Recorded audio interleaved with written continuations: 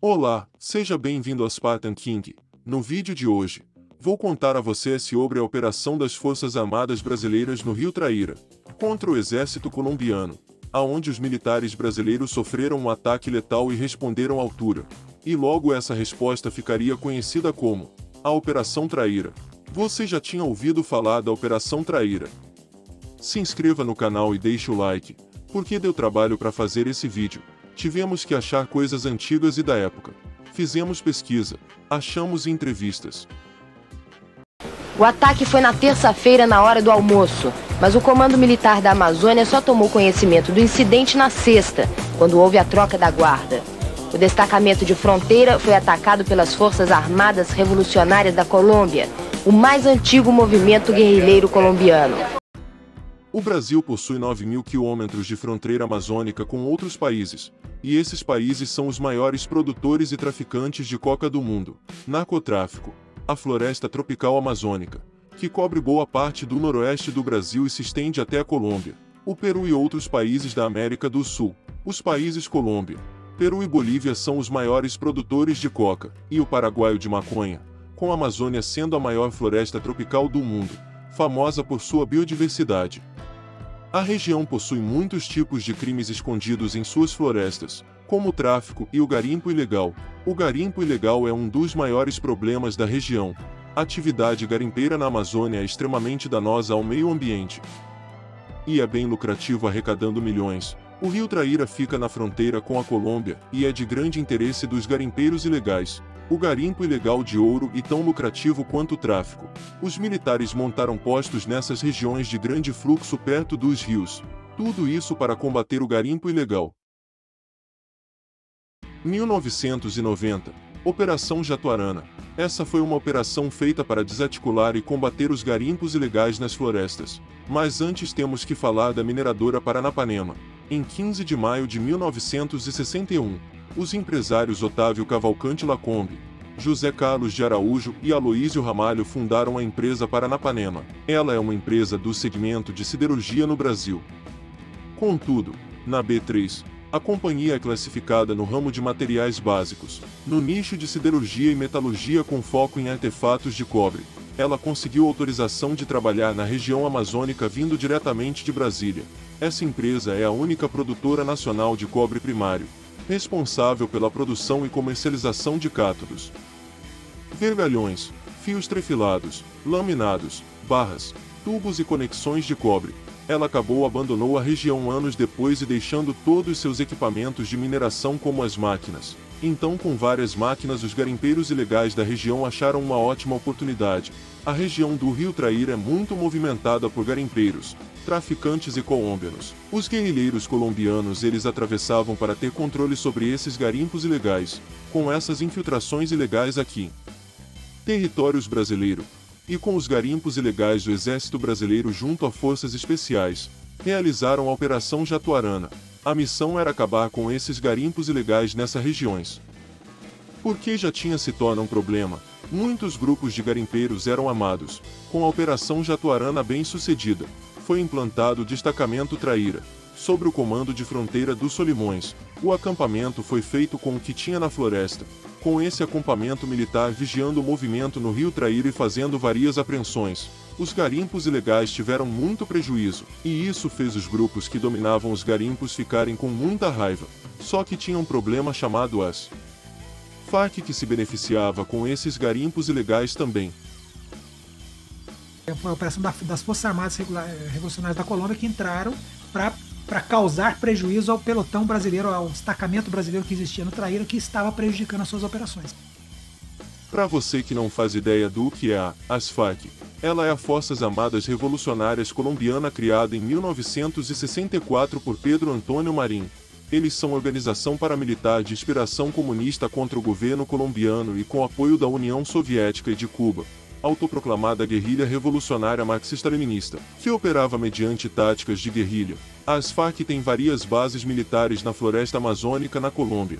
Eles atuam com o tráfico de drogas. Estima-se que as Farc tenham faturado com o narcotráfico quase 2 bilhões. O governo colombiano conseguiu destruir a Casa Verde, uma das maiores e principais bases militares das Farc. e com a maior concentração de drogas.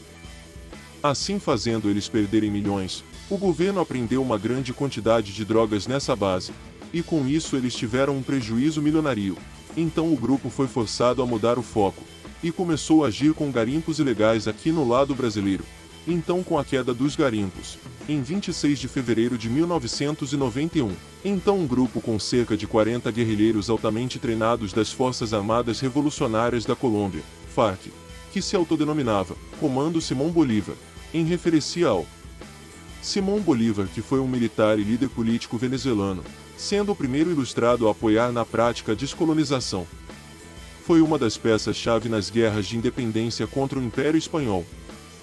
Simón Bolívar é um nome muito forte na Bolívia, Colômbia, Peru e Venezuela, só não aqui no Brasil. Esse grupo invadiu o território brasileiro, próximo à fronteira entre Brasil e Colômbia, às margens do rio Traíra, no estado do Amazonas. No acampamento não tinha muitos militares, sendo que 3 não se encontravam no local, pois tinham saído atrás de lenha, e atacou de surpresa o destacamento Traíra do Exército Brasileiro.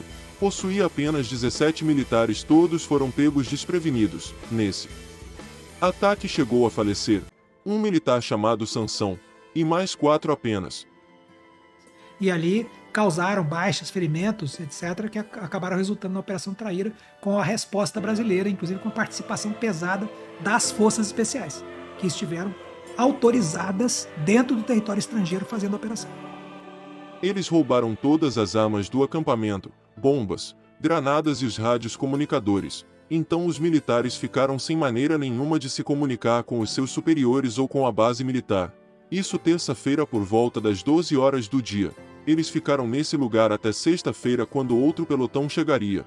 Quando o pelotão chegou no local e viu o que aconteceu, fracos, feridos e outros mortos, tomaram um susto, mas ao saber o que aconteceu, que o ataque foi das Farc, o pelotão substituto contatou a base militar ao meio-dia, e ao comandante-geral de Manaus, e o general Antenor de Santa Cruz de Abreu ficou sabendo. Então às 15 horas logo ele ligou diretamente a Brasília. O ministro do Exército, general Carlos Tinoco Ribeiro Gomes, ao saber da notícia, autorizou o planejamento de resposta ao ataque. O presidente da época era o Fernando Collor. Então Collor contatou César Gaviria, então presidente da Colômbia na época, sobre o que aconteceu ao pelotão de Traíra e que o exército brasileiro iria dar uma resposta às Farc, e pediu permissão para caçar o grupo militar em território amazônico na Colômbia. Gaviria estava tendo problemas na Colômbia com o narcotráfico de Pablo Escobar, manifestações, grupos anti-governo, e autorizou o Collor a reagir e caçar as Farc em território colombiano. Presidente Collor autorizou a missão. Ela deve ser secreta e não repassada à mídia, e deu ordem de recruta especialistas. Às 5 horas da tarde então foi recrutado para essa missão os melhores militares. Sargentos e oficiais do Exército do Rio de Janeiro, o COTER, Comando de Operações Terrestres. Todos os recrutados tinham que ter essas especialidades: paraquedismo, infiltração, contra-terrorismo, reconhecimento e guerra na selva. E foram divididos em 4 grupos de A, B, C, D. Grupo A, infiltração 18 militares. B, infiltração 18 militares. Grupo C, combate direto 18 militares. Grupo D, liderança e organização 10 militares. Uma ação surpresa. Nós estávamos ali na posição, de repente avançaram, efetivo grande, não tiveram nem condições de reagir. Fomos cercados e metralhados por não se limitar a quantidade de guerrilheiros, mas sabemos que tinha mulheres e sabemos também que na hora do nosso almoço, no qual atiraram a revelia, e quem estivesse de pé ou estivesse em movimento, quer dizer, foi alvejado. Foram disponibilizados pelo Exército 4 aeronaves Tucanos, mais 11 helicópteros, mísseis, bombas e armamento pesado. Todos os militares não tinham ideia de nada do que estava acontecendo. Alguns até pensavam que era mais um treinamento militar. Às 9 horas da noite, todos embarcaram. E chegando à meia-noite à base dos Afonsos, lá eles perceberam que estava acontecendo alguma coisa. Intenso movimento na base. E viram armamento pesado sendo embarcado na aeronave, e de lá decolaram direto para Brasília. Eles chegaram em Brasília 1h da manhã. A esse momento eles já estavam achando que era sério o que estava acontecendo, mas ainda não tinham nenhuma informação do que estava acontecendo. Sem saber para onde iriam, Então foi entregue ao comandante da tropa um bilhete, contando o que estava acontecendo.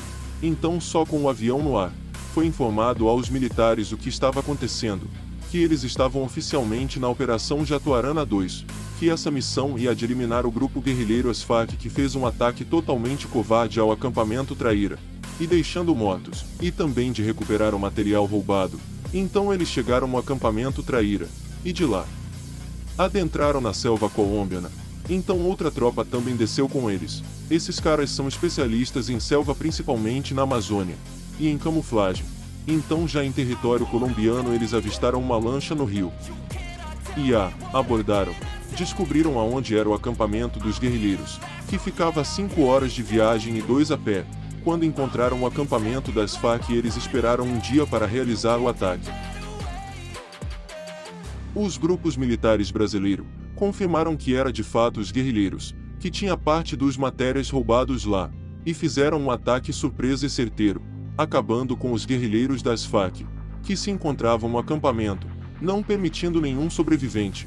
Então o exército colombiano fechou o norte para que nenhum militar das FARC pudesse passar por lá. E no dia 18 de 1991 foi encontrado o maior acampamento das FARC na região com 150 guerrilheiros e com reféns. Mas por causa de mulheres e crianças que haviam no local foi cancelado o ataque, e a localização passado ao exército militar da Colômbia.